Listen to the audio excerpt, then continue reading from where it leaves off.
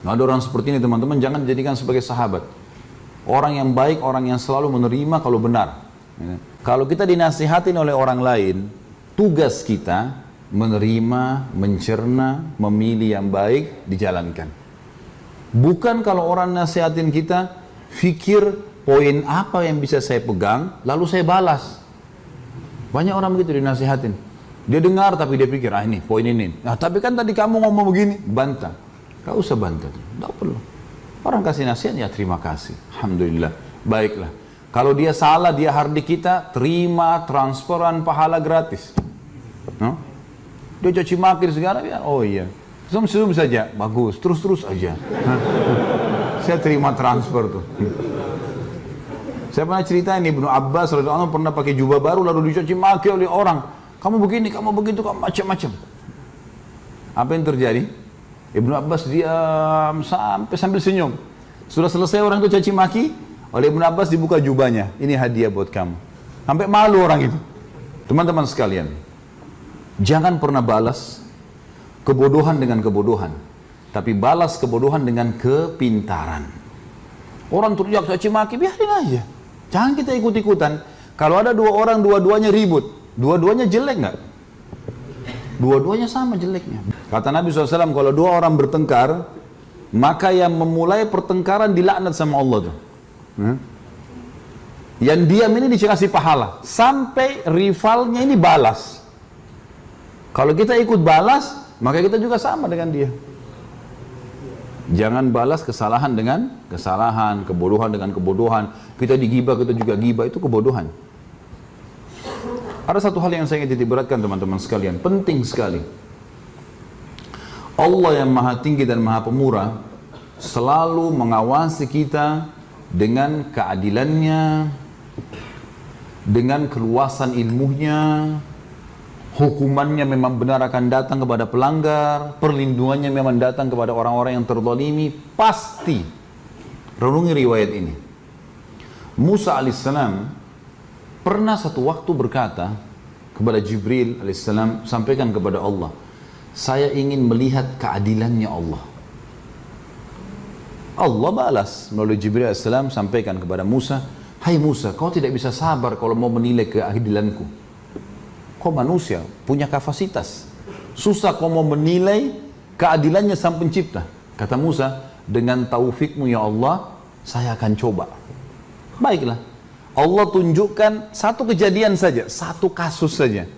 Hai Musa, pergi ke mata air ini. Pergilah Musa alaihissalam ke mata air itu. Pas tiba di mata air itu teman-teman, Allah memerintahkan Musa alaihissalam hanya lihat saja. Nggak buat apa-apa, cuma melihat. Ada kejadian. Rupanya ini di padang pasir luas, ada mata air, ada air mengalir. Datang satu orang nunggangi kuda, lewat di situ. Orang ini minum, turun dari kudanya minum, rupanya di sisi pinggang sebelah kirinya ada kantong isinya banyak duit. Waktu itu jatuh di dekat air itu, orang ini nggak tahu, minum air pergi naik kuda. Musa alaihissalam lihat ini kejadian pertama ya. Nggak lama kemudian datang anak kecil, umurnya 9 tahun, 10 tahun, belum balik datang. Minum air di situ, dia lihat ada kantong duit, diambil sama anak itu. Pergilah anak ini. 2. Yang ketiga, datang orang buta. Orang buta ini mau sholat. Dalam kisah ini dikatakan mau sholat. Allahu alam, pada zaman Nabi Musa alaihissalam sholatnya apa sama dengan kita nggak tahu. Ya. Tapi jelas mereka punya ibadah, sholat gitu kan.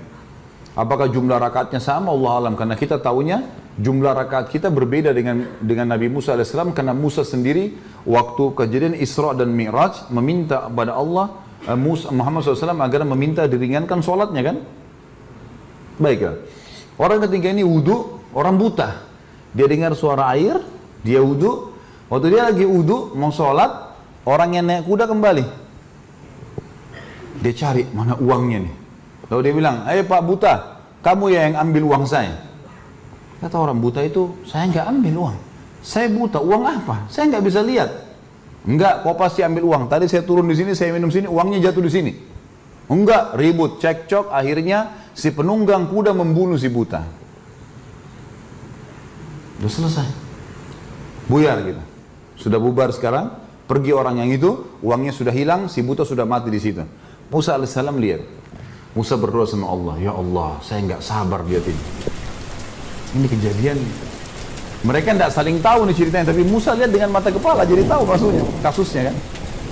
Lalu Jibril datang mengatakan, hai Musa, Tuhanmu mengirimkan salam kepadamu dan mengatakan, makanya sudah dikatakan kau tidak akan sabar, hai Musa. Tapi perlu kamu tahu, Tuhanmu Allah maha mengetahui dan maha adil. Begini ceritanya. Si penunggang kuda itu tadi yang jatuh duitnya, dengan hikmah Allah jatuh dari dia. Itu adalah tuannya, majikannya, anaknya, ayahnya si anak yang mengambil uang. Anak ini tidak tahu kalau ini majikan ayahnya dulu. Tapi rupanya ayahnya si anak ini pernah bekerja sama si penunggang kuda. Pernah bekerja sama penunggang kuda ini tidak memberikan gajinya. Dan subhanallah gajinya senilai kantong itu. Jatuh dengan hikmah ilahi. Anak ini nggak tahu kalau ini dulu yang dolimi ayahnya. Dia datang mau minum di padang pasir, ada duit diambil. Allah dengan kemahaadilannya memberikan haknya si ayah anak ini dengan caranya. Lalu yang buta bagaimana? Kata Jibril alaihissalam, si ayah ini, ayahnya anak, pada saat dia tidak dikasih gaji oleh penunggang kuda, dia pun mencari kerja di sana sini, sampai akhirnya dia bertemu sama si buta. Ini si buta dulu bukan orang buta. Lalu si buta ini dengan sebuah kejadian membunuh ayahnya si anak. Jadi dua orang ini yang jatuh duitnya penunggang kuda pernah mengambil hartanya ayahnya si anak. Si buta ini membunuh ayahnya si anak. Anak ini nggak tahu. Akhirnya Allah membuat si buta dibunuh oleh penjahat juga karena dia membunuh ayahnya si anak. Coba bayangin teman-teman, kalau kita di posisi manusia, bisa kita faham ini? Rumit sekali. Itu baru satu kasus. Bayangin berapa kasus ini.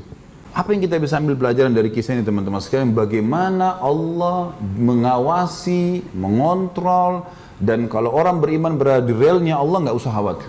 Dan Allah maha adil. Pasti mengambil hak kita. Bayangkan ayahnya si anak ini sudah mati loh. Allah masih kembalikan haknya dengan caranya Allah. Allah mengatakan dalam Al-Quran, A'udzubillahi minasyaitonirrajim, innahum yakiduna kaida wa akidu kaida. Mereka mau ngatur tipu daya, aku juga mengatur tipu daya, kata Allah. Nggak bisa buat apa-apa mereka. Kalau kita tidak melakukan perbuatan, sudah tenang aja. Pasti ada sesuatu yang Allah inginkan, peninggian derajat kah, akhirnya nanti orang dikenal, nanti anyo ini, A, B, C, banyak hal lah. Kita berada di ranah, di zona yang dikuasai oleh Allah teman-teman sekalian.